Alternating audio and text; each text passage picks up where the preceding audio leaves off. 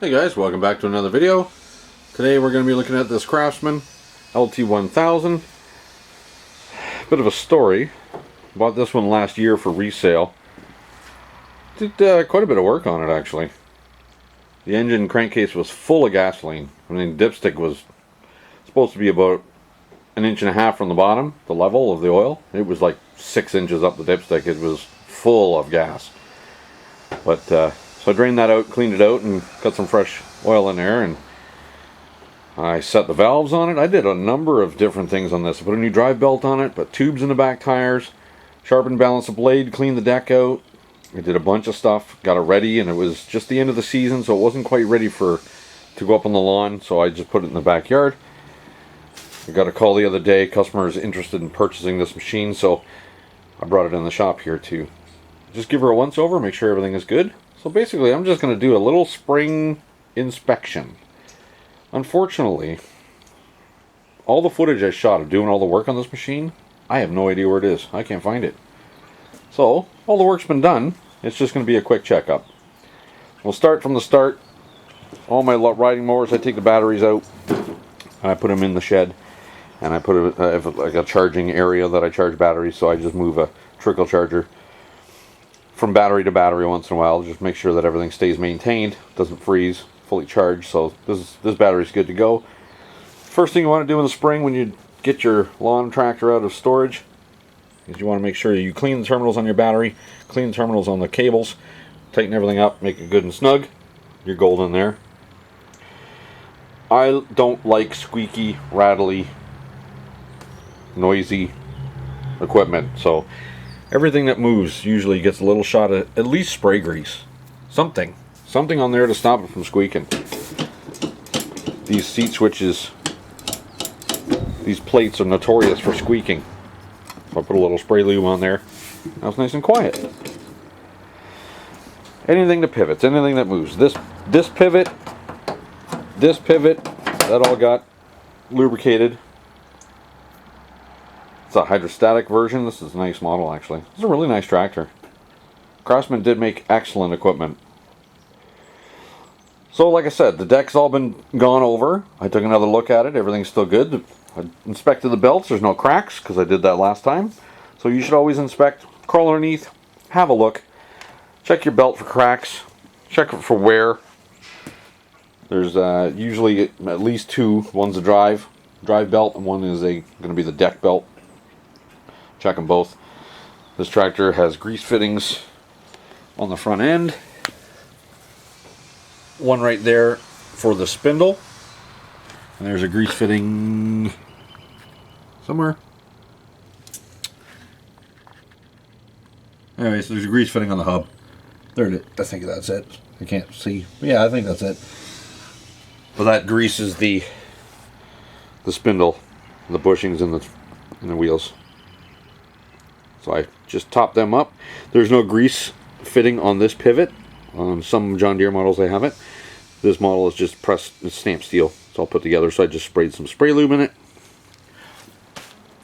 We're going to check the oil.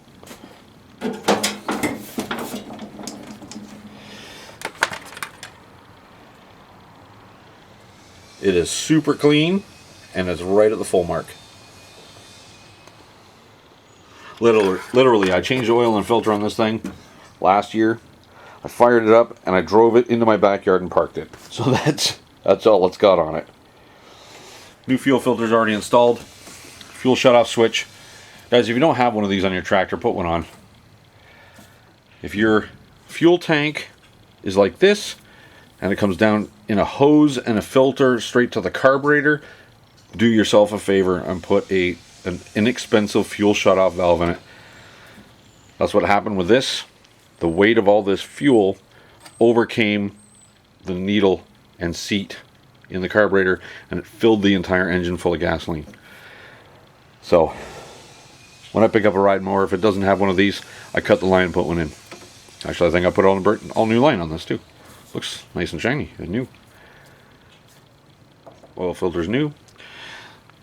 Very common on these is the valves get loose.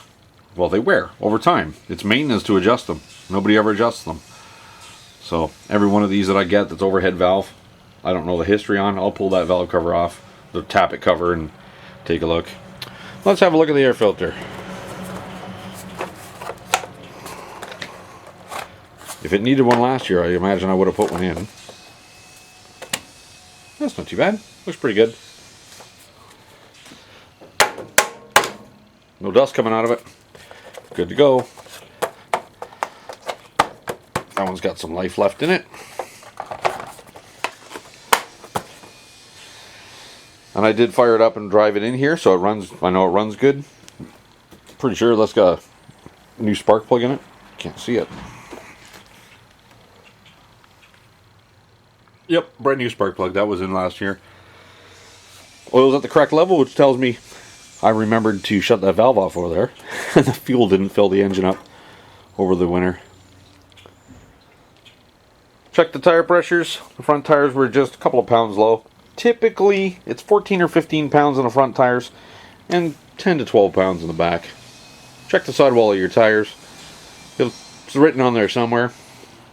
Those had brand new tubes in it last year, and they didn't even drop a single pound over the winter. These ones were down to about 12. So, not too bad. Already checked the lights. Lights work. Everything seems to be good on this. Deck bearings are still good. Nothing's rusty. Nothing's screaming, growling when I engage the blades. I think this one is just about ready to go to its new home. On your own tractor, find yourself some spray lube. Anything that moves up underneath here, your throttle levers, the steering shaft. There's somewhere underneath here that it's going to go up into the top of the steering column. Give that a shot of spray lube. Down at the bottom. Down at the bottom there, see if I can get zoomed in. That's a steering bell crank right here. This part here. Squirt a little lube on the pivot at the front. Squirt a little lube at the base of the shaft. If I can see it. There it is. That shaft. Just see it there. That's the steering shaft. Squirt some lube at the base of that. Just lube everything out.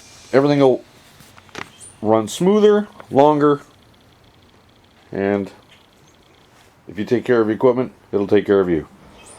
Unfortunately, that's a super quick video because there's nothing left to do on it. I've done the lubrication, I've done everything it needs, so we're going to sign off. This one's ready for the customer. He's going to come over the next day or two. He's going to drop off his current riding mower, which is a 20 horse twin. I'm not even sure what it is but it's not running because it's got carburation problems. He's going to drop that mower off and he's going to purchase this one. I'm going to fix his old one, and he says he'll take it back and he'll sell it on his front lawn. So, or he might keep it for a spare, he says. He's not sure. He's undecided. Alright guys, thanks for joining me on this quick one. This is just a general once over what you should be looking at on your tractor when you get it ready for its first fire up. Check the oil, check gas, make sure it's got everything it needs lubricated is lubricated. Make sure your battery terminals are clean, and tire pressures. Tire pressures are kind of important because if those back tires, if they're a couple of pounds different left to right, and it can actually change the way the deck cuts. You can get an uneven cut. On the front, it's not so bad because that front axle pivots, so it'll compensate. But the back is a solid axle and it's solid mounted to the tractor. So if one tire's got less pressure in it, it'll be lower and the whole tractor will tilt and you'll get an uneven cut. All right, thanks for joining me. Till the next one, don't forget to click that like button. Little square thing right there says subscribe. Click it if you haven't yet. Click the bell icon to notify you when I upload new videos. And until the next one, catch you later.